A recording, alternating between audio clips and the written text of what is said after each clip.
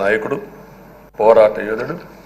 ఎప్పుడు కూడా రాష్ట్రంలో అభివృద్ధి చేయడమే కాకుండా ఉత్తరాంధ్ర అభివృద్ధి కోసం, ప్రత్యేకంగా విశాఖపట్నం అభివృద్ధి కోసం ఎనలేని కృషి చేసిన నాయకుడు అయ్యన్న పాత్రుడు గారని చెప్పి కూడా నేను మీకు తెలియజేస్తున్నాను.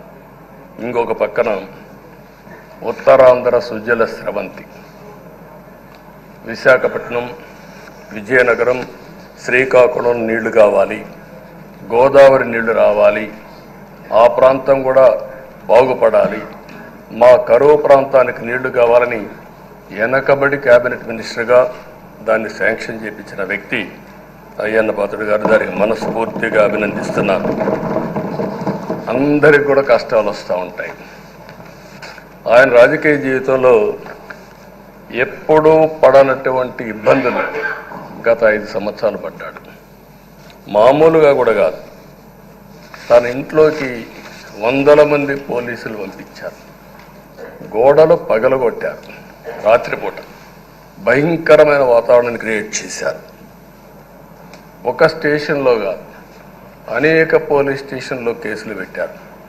రాత్రుల్లో దేశపోయి స్టేషన్ టు స్టేషన్ తిప్పారు. ఎక్కడా భయపడలా, ధైర్యంగా ఉన్నాడు. 23 కేసులు పెట్టారు. అందులో దగ్గర 10 కేసులు ఒక సిఐడిని పెట్టారు. అయితే రాజీలేని పోరాటం చేసి మనోనిబ్బరంతో ముందుకు పోయిన వ్యక్తి.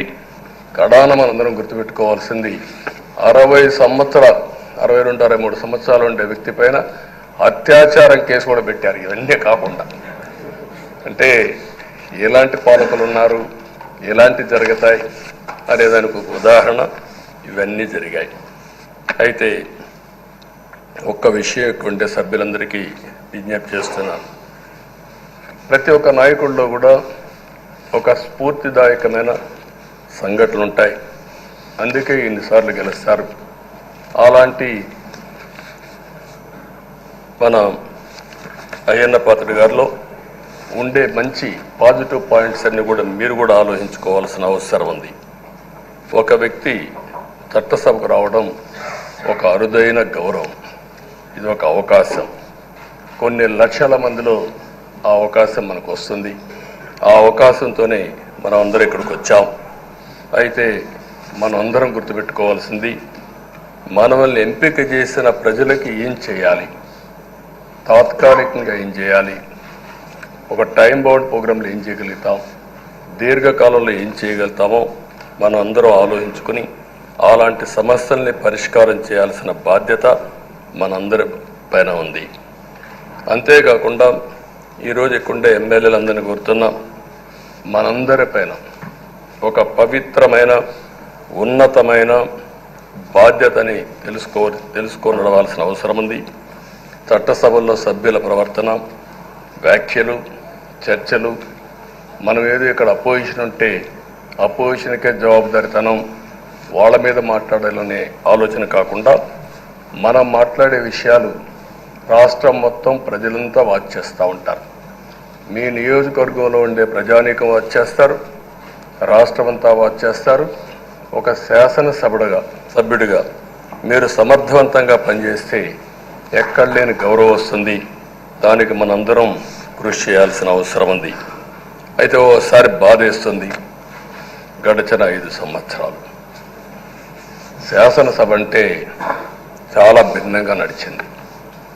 ఎంతో పవిత్రమైన శాసనసభను గత ప్రభుత్వం ఒక వికృతమైన పోకడలు, నీచ రాజకీయాలు, వ్యక్తిత్వ హననానికి ఒక వేదికగా చేశారు.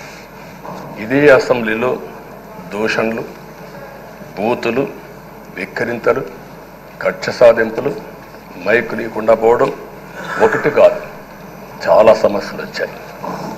అదే సమయంలో ఫస్ట్ టైం వచ్చిన ఎమ్మెల్యే బాధ్యతారాహిత్యంగా 6-7 సార్లు గెలిచిన ఎమ్మెల్యేని విక్రించడం, బూతులు తిట్టడం, చాలా వల్గర్గా ప్రవర్తించే పరిస్థితికి వచ్చారు. ఆ రోజు ప్రభుత్వం యొక్క వైఫల్యాల్ని వశం చేస్తే వాళ్ళపైన సభలోనే దాడి చేయడం, నీచంగా మాట్లాడడం, వాళ్ళ మనోభావాలు దెబ్బతీయడం, ఇవన్నీ చేసే పరిస్థితికి వచ్చారు. ఇక్కడుండే నాయకులు నేను చూశాను. ఆ రోజు తెలుగుదేశం పార్టీ 23 మంది గెలిచాం. జనసేన లేరు, బీజేపీ లేరు. కానీ ఆ 23 మందిని గెలిచినాక ఇదే అసెంబ్లీకి వస్తే వాళ్ళు ప్రవర్తించిన తీరు మీరు చూస్తే చాలా బాధాకరంగా ఆ రోజు పనిచేసే పరిస్థితికి వచ్చారు. ఆ రోజు ఒక్క విషయం మీరు చూస్తే,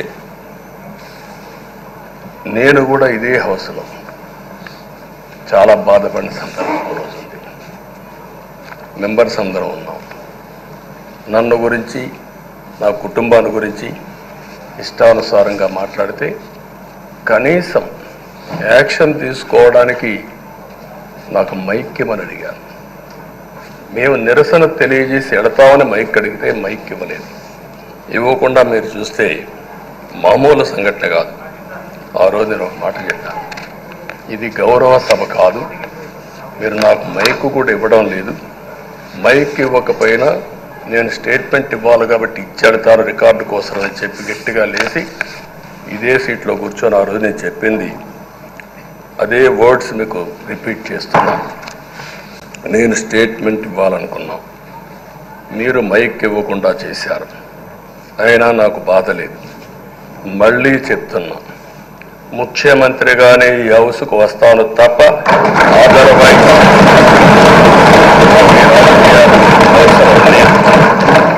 ఇది ఒక గౌరవ